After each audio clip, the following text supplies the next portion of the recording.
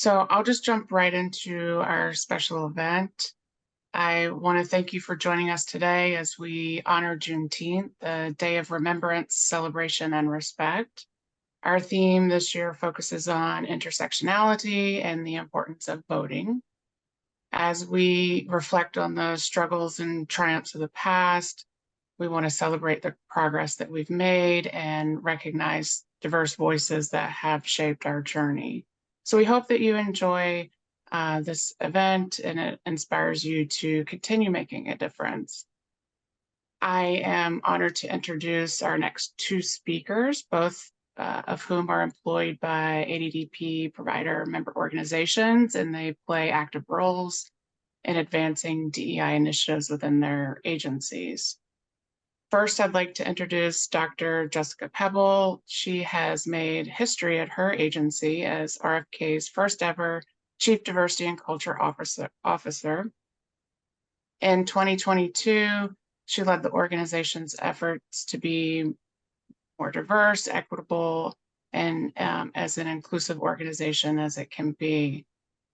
She understands that equity work requires a lifetime of learning, unlearning, and dismantling injustices, along with ensuring that people need what they need to show up as to give people what they need to show up as their best selves.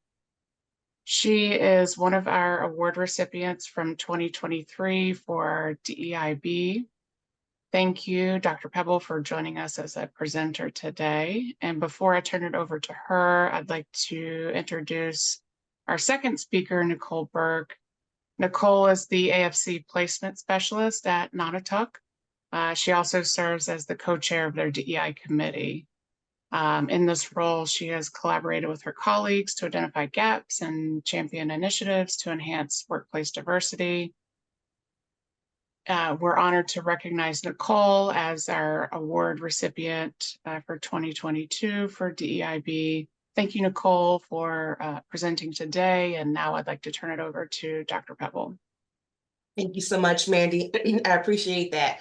So good morning to everyone. Good morning, family. I'm calling you all family because it's enough of us on here today and it feels like a little family reunion. So before jumping into Juneteenth, definitely want to hear from you all to see, well, got a quick little icebreaker. And I want to know in the chat, let me know in the chat or by raising your hand with the Zoom feature. How are you going to celebrate Juneteenth this year? Or how have you celebrated Juneteenth in the past? What are you doing? What's your family doing? What's your organization doing?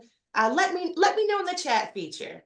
What do you want to do? Or do you have any questions when it comes to trying to highlight and celebrate Juneteenth? So not all at once, right? But let me know in the chat or if Patty or if Mandy, if someone can help me, if there's a hand raised or someone, really quickly, right, just wants to share what they're doing to celebrate or how they want to celebrate. So, okay, I see someone, my favorite. I'm having a barbecue for friends and neighbors. Include me too. Include me too. I see education and recognition throughout our agency, shared meals. Look, food is the way, family. I'm seeing different things pop up, so I want to make sure I'm mindful of what's coming up on the chat. Going to Symphony Hall tomorrow with my family to celebrate. We'll celebrate with family, food, and games. There's a concert on BMC campus, having a barbecue too. Listen, but nobody invited me. Nobody told me about that, but it's all good. It's that good. I'm seeing a concert at Lincoln Center at Venture. We had food and a trivia day yesterday for Juneteenth. Awesome. JRI is having a Juneteenth staff appreciation picnic and party. So everyone come on down. See, I knew we were family. I love this. I love this. Just a few more seconds of those sharing out because I'm mindful of time, right? And I'm mindful of airspace. So I'm not sure if I see any hands up. Oh, I see someone. I plan to celebrate and reflect by learning something new about Black history and teaching my kids about what Juneteenth is about. Awesome, awesome, awesome. At Advocates, we had an in-person celebration with Crocodile River Music Band. Okay, Crocodile River Music. Now, I'm gonna have to Google that one. I'm stuck on that. I'm gonna have to Google that one. So, all right, everyone, thank you so much for sharing. Continue to share. And I'm just gonna jump in and give a few remarks about Juneteenth. So I'll go ahead and jump into it. So We gather today to celebrate Juneteenth, a day that marks the end of slavery in the United States. It's a day of remembrance, celebration, and action. So let's begin by remembering, turning our hearts and minds to the past. Millions were stolen from their homes, forced into a system of brutality that denied them their basic humanity.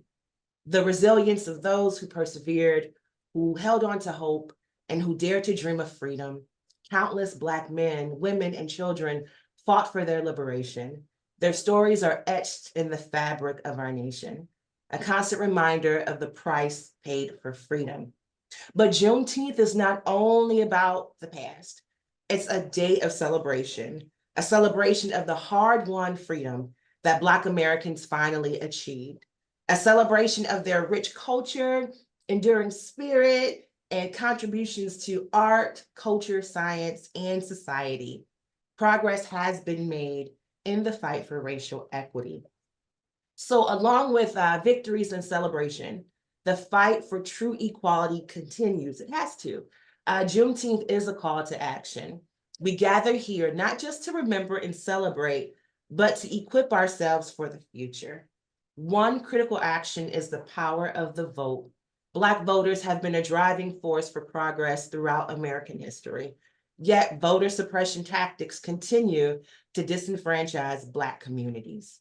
This Juneteenth, we can commit ourselves to the power of the ballot box and honor the legacy of those who fought for our freedom by ensuring our voices are heard. Now, I'd like to turn it over to my wonderful co-presenter, Nichole Bourke, who will talk about intersectionality and the work that continues. Thank you, Doctor. We didn't get an opportunity to hear what you're doing for Juneteenth. Oh, okay. Well, listen.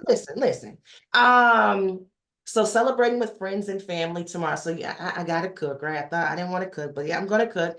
And I think there's some cultural events happening in Providence, Rhode Island, and Worcester. But I do want to say that on Sunday, there is a place called the Royal House in slave quarters in Medford. A plantation that's still in shape, I guess I can say that, from the 1700s. And so myself and about 20 other people from the agency, from RFK Community Alliance, we're going to go out there and just really understand that critical moment in history and just take a tour of that museum, reflect, and celebrate on the progress that's being made.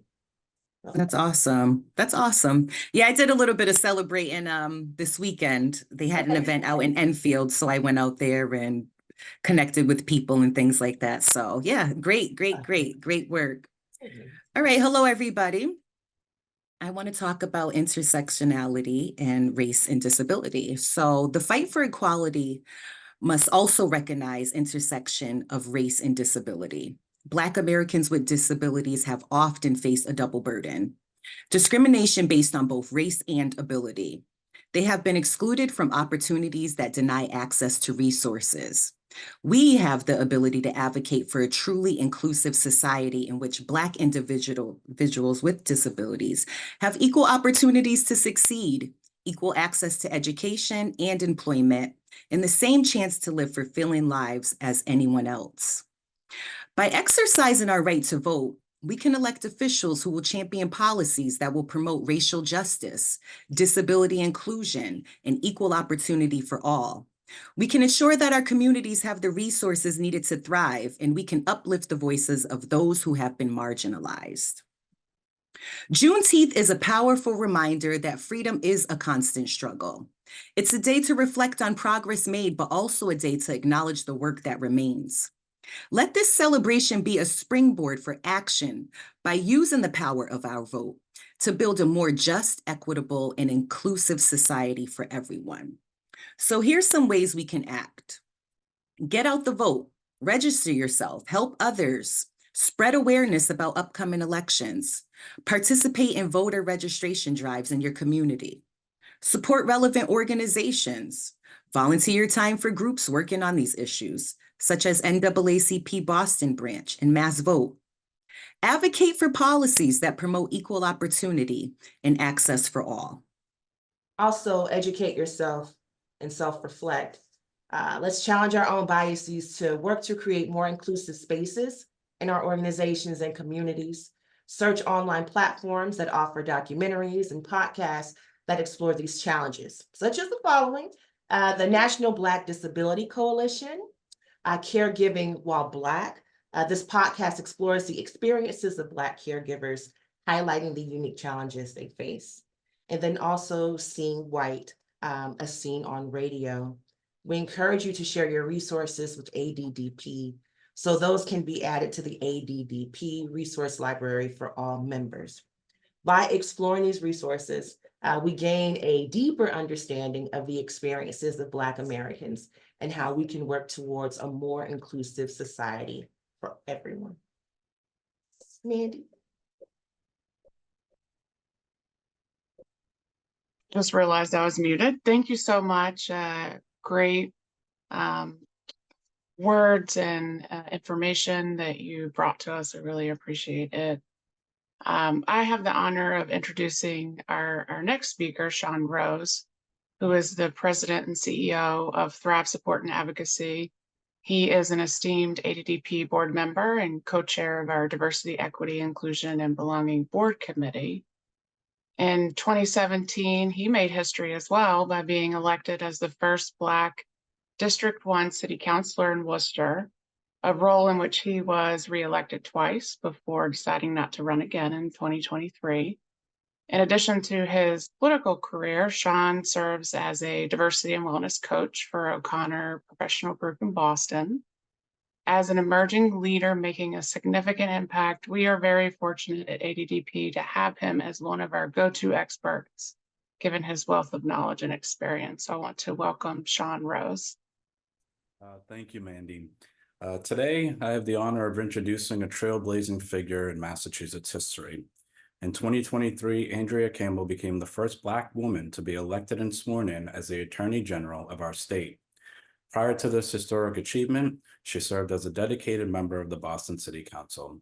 Although she couldn't join us live today, she's recorded a special message for our Juneteenth event. We appreciate your patience as Pat Ames, ADDP, VP of Operation, cues up the video for us.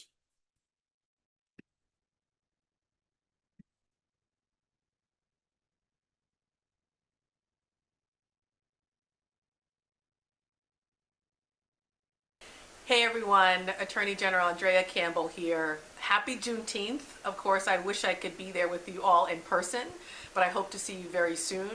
I just wanted to take a moment to acknowledge the significance of Juneteenth, and I am delighted that it is a holiday that we all have the privilege of celebrating. But we have to remember that folks sacrifice. They came before us to allow us to take our rightful place, and I am one of those beneficiaries of that leadership. I serve as the first Black woman Attorney General in Massachusetts, your Attorney General. I'm the first woman of color to win statewide office, and I never take that for granted. I stand on their shoulders and so many others who are unnamed, who sacrificed, who died in order for me to be in this position. So I'm going to use the power of this office, every tool available to us to protect your civil rights, your voting rights, your economic mobility and opportunity, all of those rights which are near and dear. So thank you, enjoy today, enjoy the celebration, and happy Juneteenth. As we conclude our Juneteenth celebration, let's remember the importance of honoring the past, celebrating our progress, and taking action to shape a brighter future. Thank all of you ADDP members for being part of this meaningful event, and a special thanks to our presenters, Dr. Jessica Pebble, Nichole Bourke, and to the entire ADDP team, including the board for prioritizing DEIB work. If you would like to connect with ADDP on DEIB matters, please contact Mandy Nichols, ADDP Vice President, and we hope today's celebration has inspired you to reflect and take action as we continue our efforts to build a more just, equitable, and inclusive society for everyone. Thank you all for joining us.